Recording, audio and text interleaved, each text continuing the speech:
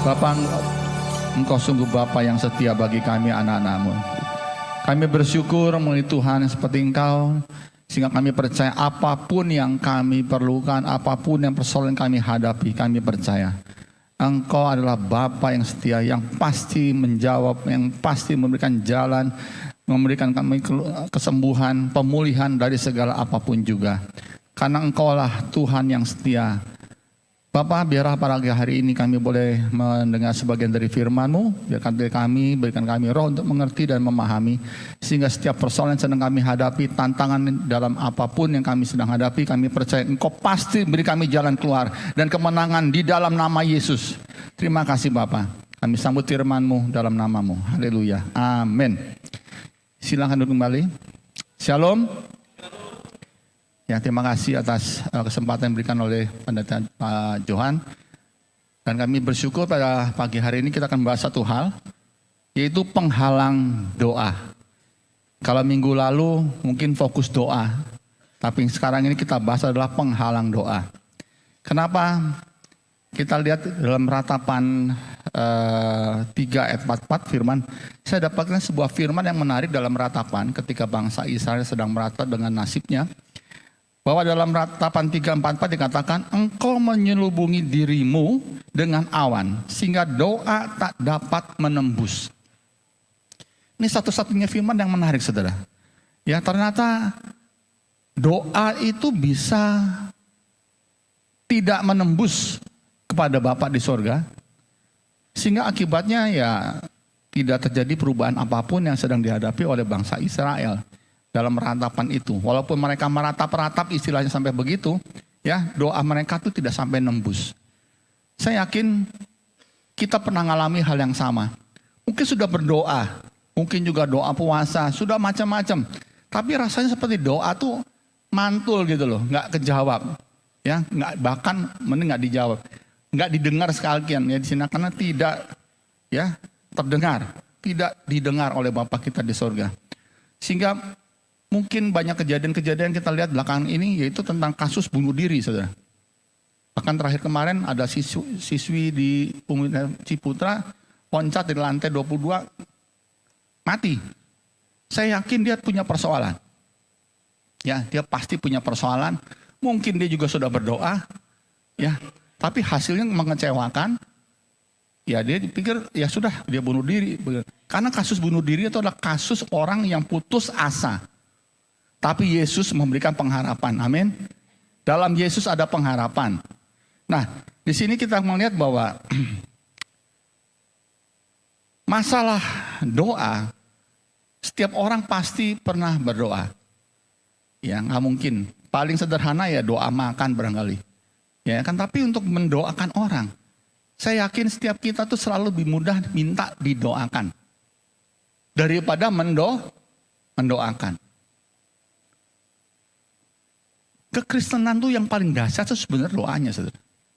Doa orang benar bila dengan yakin didoakan besar kuasanya. Pernah nggak saudara berdoa? Saya tuh dulu sama seperti saudara jemaat. Ya, saya lihat waktu saya muda, remaja, pemuda, itu paling nggak bisa berdoa, saudara. Sekarang pun banyak anak-anak muda tuh nggak bisa berdoa. Sehingga akhirnya kita mencari orang-orang yang bisa berdoa. Bisa menjawab doa kita, bahkan kita main orang pintar kalau perlu sekalian ya, ke dukun-dukun gitu ya kan. Jarang orang cari orang Kristen untuk mendoakan. Perhatikan saudara. Padahal doanya orang Kristen tuh mantap saudara. Ya kayak seperti kita lihat Elia segala macam. Nah, di sini kita lihat apa yang menyebabkan doa kita ini tidak bisa menembus kepada Tuhan. Seakan-akan Tuhan tuh diselubungi awan, sehingga doa itu tidak bisa menembus ya. Ada 5. Nah, yang pertama saudara, itu sudah ada tertulis di dalam Yesaya 59 ayat 1 sampai 2, yaitu dosa saudara. Dikatakan sesungguhnya, ya, sesungguhnya dikatakan tangan Tuhan itu tidak kurang panjang untuk menyelamatkan dan pendengarannya tidak kurang tajam untuk mendengar. Tetapi yang merupakan pemisah antara kau dan Allahmu ialah segala kejahatanmu. Dan yang membuat dia menyembunyikan diri terhadap kamu sehingga ia tidak mendengar ialah segala dosamu. Saudara, saya ini sama, penasaran gitu. Pengen tuh doa tuh didengar. Pengen doa tuh dijawab. Pernah ya dijawab, pernah juga enggak dan sebagainya. Sampai satu kali saya diingatkan firman ini. Ternyata banyak kita orang Kristen untuk urusan dosa tuh paling dianggap ringan. Padahal paling poin penting kita ada di dunia ini karena dosa, saudara. Betul nggak? Karena ada dosa asal dan ya. Sehingga saya merasa bahwa kita perlu memperbaiki hubungan kita dengan Tuhan. Akui semua dosa kita. Paling susah tuh kadang-kadang dosa antara suami istri itu paling rumit, saudara. Ya kadang suka ngebohongin suami, atau ngebohongin istri. Kita anggap itu biasa. Tapi tahu nggak saudara, itu membuat Tuhan menutup dirinya dengan awan sehingga doa kita tidak bisa tembus, saudara. Dosa, saudara. Jadi saya sendiri pun merasa waktu nyiapkan firman ini, Tuhan ingatkan dosa-dosa saya juga, saudara. Saya minta ampun sama Tuhan. Ya berapa kali, ya kadang cuman dosa iri aja gitu. Sudah dosa, saudara. Ya dosa kecewa atau apa, kita tanpa sadar kita perbaiki sama Tuhan. Ya mungkin kalau saudara nggak mampu, mungkin bisa konseling sama Bapak Gembala. Itu lebih baik diselesaikan. Dosa yang tidak diakui itu ya paling nggak bisa diampuni. Saudara. Aku aja. Ya sulit, tapi akui. Bilang nanti pulang minta ampun sama istri. Aku udah sering bohongin kamu. Gaji saya sebenarnya sekian. Cuma sebagian saya sumpetin gitu loh. Itu sudah dosa, saudara. Istri sendiri dibohongin, saudara. Atau istri ngaku, wah tadi belanja habis 1 juta padahal cuma 500 ribu, yang 500 kentit gitu ya buat beli apa-apa, enggak tahu, saudara. Ya sama aja, dua-duanya bohong. Itu dianggap biasa, ya repot. Ya, jadi yang pertama kita bereskan dosa kita ini. Sebab perjamuan kudus pun juga sama toh. Kalau kita terima perjamuan kudus kan kita masih ada dosa, itu bisa berdampak loh. Jangan menganggap sepele, saudara. Saya sendiri kalau mau terima perjamuan kudus kadang-kadang ya sebagai gembala ya saya juga minta ampun juga sama Tuhan. Tuhan, saya ini ada yang salah nggak ya kira-kira gitu. Saya perbaiki. Kemudian yang kedua, yaitu ada iman yang gugur, saudara. Dalam Lukas 22 ayat 32 dikatakan, tetapi aku telah berdoa untuk engkau supaya imanmu jangan gugur. Dan engkau, jikalau engkau sudah insaf, kuatkanlah saudara-saudaramu. Ini untuk Petrus waktu itu. Dikatakan ingat baik-baik. Kita doa itu membutuhkan iman. Karena dalam Yakobus 5 ayat 15 dikatakan, doa yang lahir dari iman. Doa yang lahir dari iman akan menyelamatkan orang sakit itu dan Tuhan akan membangunkan dia, dan jika ia telah berbuat dosa maka dosanya itu akan diampuni. Saudara, iman tuh bisa nggak gugur? Pasti bisa. Numbuhkan iman gampang nggak? Susah, saudara. Betul nggak? Ya, untuk bisa percaya iman bisa bertumbuh, baca firman, yakin, kadang-kadang perlu waktu berhari-hari, berminggu, bertahun. Tapi seperti Petrus ketika melihat gurunya ditangkap dan sebagainya, sampai dia nyangkal Yesus 3 kali. Imannya gugur benar, saudara. Dalam kondisi seperti gini, Petrus doain orang sakit nggak akan sembuh-sembuh, saudara. Nggak bisa, hilang semua. Jadi hati-hati, saudara. Kita harus menjaga iman supaya iman kita nggak gugur. Mungkin saudara berpikir, saya sudah berdoa, tapi saudara nggak pernah koreksi. Dosa pertama, yang kedua imannya gimana gitu loh. Apalagi ekonomi seperti sekarang begini. Istri mungkin satu kali tiba-tiba dapat berita mengejutkan, suaminya pulang dari kantor, dikatakan, "Mah, hari ini saya di PHK." Saya pernah ngalami seperti itu soalnya. Ya, diberhentikan dari kerja. Lemes, saudara.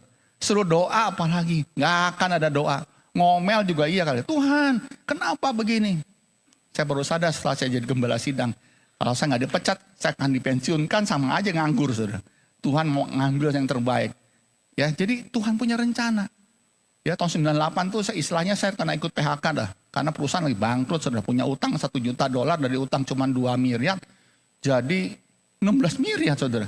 Nggak bangkrut tak perusahaan waktu krisis 98 itu. Tapi kalau saya nggak ngambil pensiun dini waktu itu, kesempatan, ya mungkin nggak jadi gembala sidang. Tapi saya bersyukur, untung iman saya nggak gugur. Tuhan punya planning lain. Ya kan? Tuhan tuh baik.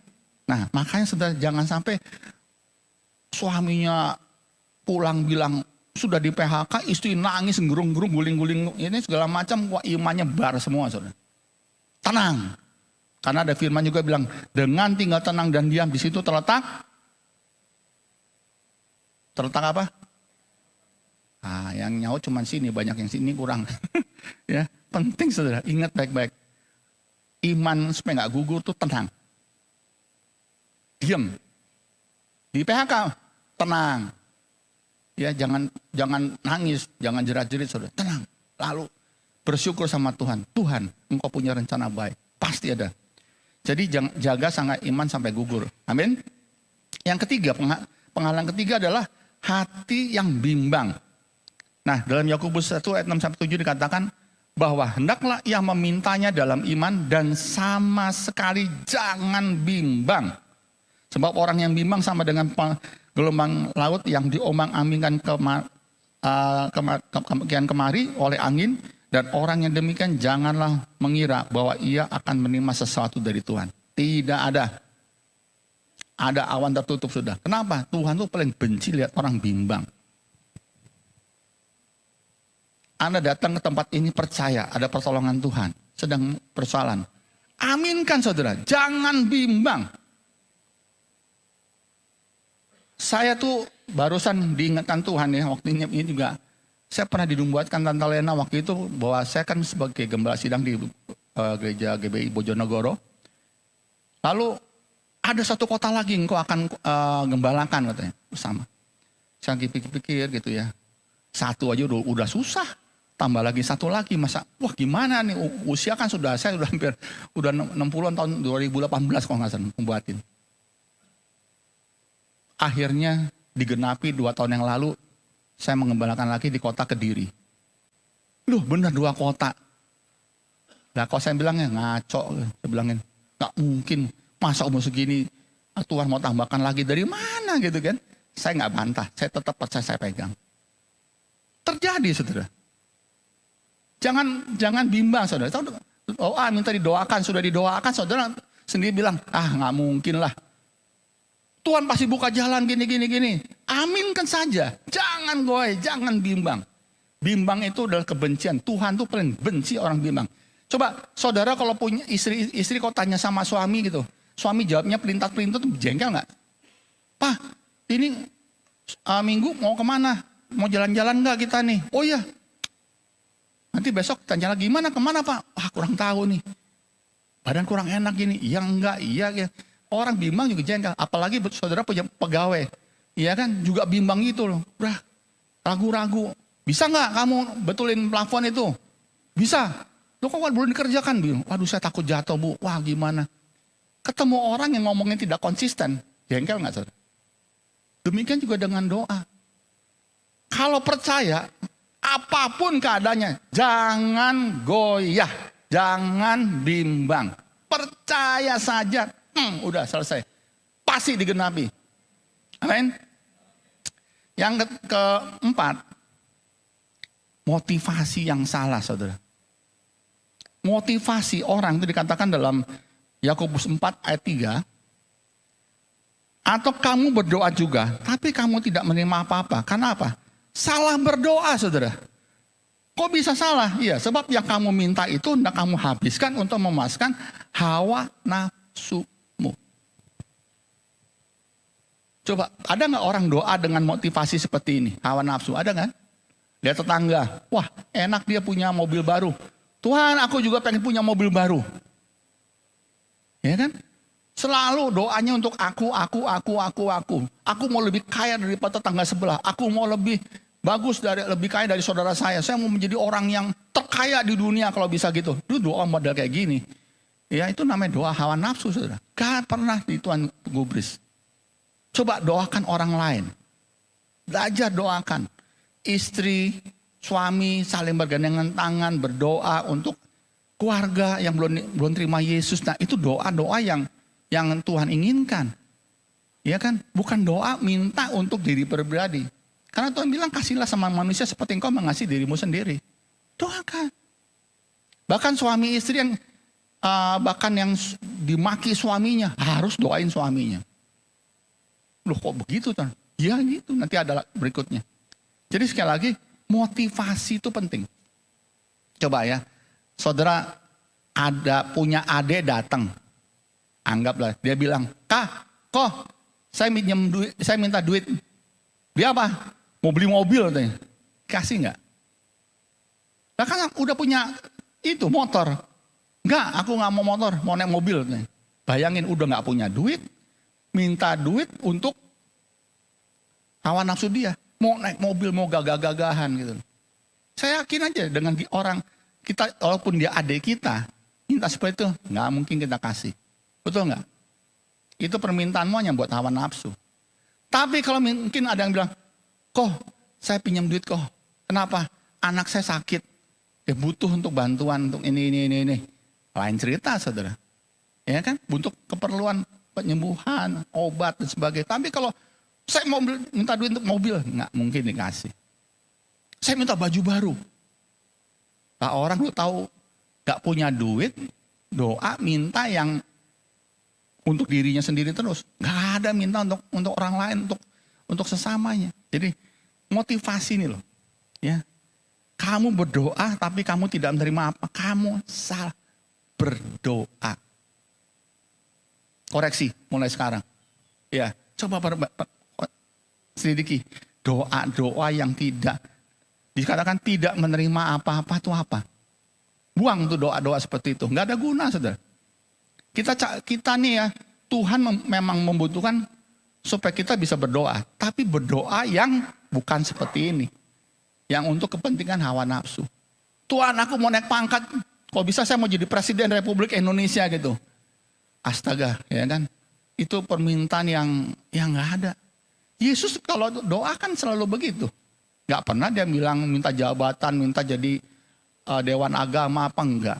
Tapi yang dia doakan kepada Bapa malah diajarkan doa Bapa kami. Ya kan kemarin waktu di minggu lalu kan diajarkan doa Bapa kami kan. Bapa kami yang ada di sorga, dikuduskanlah namamu. Mana ada tentang diri sendiri. Ya kan, kita pun untuk diri sendiri, berikanlah kami makanan secukupnya. Sampai situ aja. Gak bilang, Tuhan berikan kami, aku pengen makan apa? Babi hong misalnya gitu. Ini siobak gitu kan. Makanan yang enak-enak. Di restoran yang terkenal sama makan. Tuhan, itu namanya hawa nafsu. Berikanlah kami makanan secukupnya. Itu saja, simple. Jadi motivasi juga mempengaruhi doa. Makanya kita jadi orang Kristen. Kalau ngerti ini semua, doa kita tuh mantap loh saudara. Saya tuh pernah doain orang, lumpuh berjalan. Udah saudara, bisu tuli dengar, udah saudara. Saya minta gitu Tuhan, berikan aku Tuhan kemampuan untuk mendoakan orang-orang. Supaya saya bisa, tidak untuk diri sendiri, untuk orang lain saudara. Saya lihat hujan gak berhenti pun ya udah. Orang mati hidup saya doain juga udah pernah saudara. Tapi bukan untuk pamer gitu loh. Tuhan saya mau doa supaya jadi presiden. Saya pengen doa jadi direktur atau segala macam. Itu motivasi semua. Ya, buang itu semua saudara. Doa itu bukan untuk begitu. Yang kelima. Nah ini. Ini yang paling penting saudara. Hubungan suami istri ya. Dikatakan dalam 1 Petrus 3:7 diingatkan ya, dikatakan demikian juga kamu suami hiduplah bijaksana dengan istrimu sebagai kaum yang lebih lemah. Ya. Hormatilah mereka sebagai teman pewaris dari kasih karunia, yaitu apa? Kehidupan, supaya doamu jangan terhalang. Hai suami-suami ingat loh. Ada firman-Nya. Tapi saya juga minta istri-istri jangan langsung diplot begitu aja, langsung nih ada suami dengerin tuh. Ya kan? Ini untuk hubungan suami istri. Saya ngalami saudara. Saya lihat. Kalau saya lagi gegeran sama istri, bisa nggak doa? Doanya kayak apa coba? Tuhan, bikin istri saya supaya nggak cerewet, ya kan? Nanti istrinya bisu gimana? Kok sampai didengar Tuhan istri bisu? Kaget lagi, salah lagi. Itu, ini dalam loh. Saya kalau konselingin orang mau nikah, Saya kasih firman ini selalu ini, hati-hati loh, doamu tuh gak didengar Tuhan. Ini terhalang, ada awan. Karena Tuhan bilang ini kan dua jadi satu, suami dan istri. Bagaimana yang satu ini bisa dua prinsip, saling menjegal. Hiduplah bijaksana. Nah, ada data mengatakan Indonesia ini hampir tahun 2022 itu 447.748 kasus perceraian di Indonesia. 400.000 pasangan loh saudara. Itu kurang lebih sehari kalau dibagi 365, 1.226 orang cerai. Ini kita ngomong sebentar tuh udah cerai-cerai terus. Lah ya kita ngomong 5 menit aja sudah, kalau satu hari 1.226, 1 jam berapa saudara? Bagi aja 24. Ini problem loh. Kita doakan supaya tidak ada perceraian. Doakan saudara. Minta hikmat sama Tuhan. Tuhan berikan aku hikmat supaya mungkin dengar tetangga yang lagi geger teriak, ya kita bantu, kita doa, kita apa. Ini cerai segini anaknya gimana? Ini pasti rumah tangganya nggak mungkin cerai itu mendadak saudara kan. Panggil udah bertengkar mungkin hampir sebulan segala macam. Itu lihat doanya nggak terhalang semua saudara. Itu kerjanya siapa? Iblis. Dia tahu kalau ada rumah tangga harmonis itu bahaya. Kenapa? Doa suaminya pasti cespleng. Ya. Coba bapak-bapak yang selama ini mungkin ngeluh. Iya benar Pak, saya ini kok doa nggak pernah dijawab-jawab, terhalang terus. Coba cek hubungan suami istri. Hubungan suami istri itu perlu diperhatikan. Istri-istri itu gimana? Saya sendiri juga pernah tertegun ya. Satu kali gini loh. Saya sebagai pria tuh kadang-kadang lebih egois daripada wanita. Betul nggak saudara? Pria tuh lebih egois dari wanita. Satu kali saya dipeluk istri. Saya lagi capek pulang kerja tuh. Saya langsung bilang gini, udah ngapain sih, tar aja gitu. Saya lagi sibuk nih, saya masih mau istirahat sebentar gitu. Langsung dia ngomong, saya ini kan cuma mau peluk kamu aja gitu loh. Kok gitu aja kamu gak mau gitu. Saya pikir omongannya simpel tapi membuat saya sadar gitu. Iya ya, saya tinggalkan istri seharian kerja, pulang gak dipeluk-peluk saudara. Betul gak? Malah ngasih sepatu, ngasih tas, malah mana makan segala macam kan gitu kadang-kadang suami, betul gak? Di sini gak ada ya? Kira-kira kayak begitu. Pernah gak ada yang pulang kantor atau pulang dari jauh, pulang datang nyari istrinya, dipeluknya istrinya. Ditanya, yang kamu capek enggak nih hari kok. Di situ saya sadar, malamnya saya merenung sama Tuhan, saya tanya, saya lihat istri saya tidur gitu. Iya juga ya. Nasib istri itu paling kesian, setelah dinikahkan, cuman jadi pembantu istilahnya gitu. Suruh ngurus rumah tangga, nyuci baju suaminya, betul gak? Nyiapin makanan, sarapan untuk anak. Lalu dia mesti hamil, punya anak bersama. Ya 9 bulan 10 hari, lalu anaknya lahir, mesti disusui, di ini segala macam. Ini kerja istri-istri itu berat saya bilang. Dan suami itu paling enak saudara. Kerja kantor, di kantor mungkin pakai sekretaris yang cantik segala macam. Istri di rumah pakai daster, gak pernah dibeliin baju barangkali kan. Suruh beli baju yang obrolan 35.000 barangkali gitu kan. Di sini gak ada. Gak ada ya. Baik-baik semua ya. Iya kan? Kalau ada, bertobat. Itulah penghalang doa. Cuman istri loh, bisa jadi penghalang loh saudara. Coba sekarang baikin istri. Sekarang saya kalau pulang ya, kalau kamu istri ya saya peluk istri saya ingetin, nanti kamu mau makan apa oleh-oleh, tak belikan oleh-oleh. Buat istri saudara, jangan buat tetangga saudara. Ya, buat istri. Kasihan dia loh. Saya respect loh. Saya hormati loh ibu-ibu di sini semua loh. Saya tahu penderitaan ibu-ibu loh. Lalu ini saya sadar, sampai Tuhan kasih firman seperti gini. Karena dia tahu banyak suami gak menghargai istri, cuma dimarahin, diomelin. Bahkan ada KDRT kan serem tuh digebukin, dibuat samsak. Masa istri buat samsak digebuk-gebukin? Oh bapak ibunya aja gak pernah gebuk anaknya. Situ udah gede tinggal anaknya tinggal dipek aja, dinikahin lalu seenak, diperlakukan seenaknya. Waduh dosa gede loh, makanya Tuhan kasih langsung. Itu doanya terhalang. Coba aja. Perbaiki sekarang, lihat doa kita dijawab Tuhan gak? Doa sepakat sama istri gandengan. Yang, ayo kita doa malam ini. Doakan istrimu. Di sini bapak-bapak yang pernah sering doain istrinya ada nggak? Nggak ada. Nggak ada. Malu kali. Iya Pak, saya nggak pernah doain istri. Terus doain siapa? Istrinya tetangga. Terus sama kan? Nggak bisa. Pulang langsung doa. Istrinya didoain. Kesian dia. Seharian lu ngurus rumah tangga. Nggak bisa kemana-mana. Ini kok ibu-ibu matanya kok melotot ke sini semua nggak enak. Iya kan? Kayaknya kok iya gitu. Serius saudara. Kalau urusan rumah tangga tuh rumit. Tapi yakin. Kalau ini dijalankan. Doa kita terbuka. Amin. Berkat mengalir nanti. Titeni loh. Istri itu teman ya penolong yang Tuhan ciptakan. Tuhan kalau lihat suaminya doakan dia, menyayangi dia, Tuhan akan jawab doa kita. Terima kasih ibu-ibu yang tepuk tangan ya. Kelihatannya kok banyak ibu yang tepuk tangan. Bapaknya nggak tepuk tangan. Loh, bapak-bapak kalau doanya dijawab mau nggak sekarang? Mau kan? Gak usah repot-repot. Ke gunung-gunung mana gak usah. Sayangi istrimu. Lihat nanti. Lihat nanti. Totonya pulang, mah aku dapat pangkat naik. Waduh, ya kan? Mobil baru gitu loh. Lihat. Tuhan berkati kita. Jadi sekali lagi camkan ke 5 poin ini tadi. Sederhana, ini saya udah ngalami semua, saudara. Ya, kita sayangi keluarga, sayangi istri semua, kita buka dosa kita pemain musik bisa ke depan. Kemudian iman kita jangan sampai gugur. Yang ketiga tadi, hati yang bimbang tuh buang semua.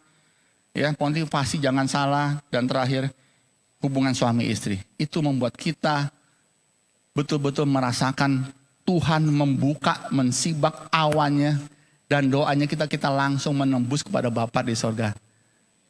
Puji Tuhan.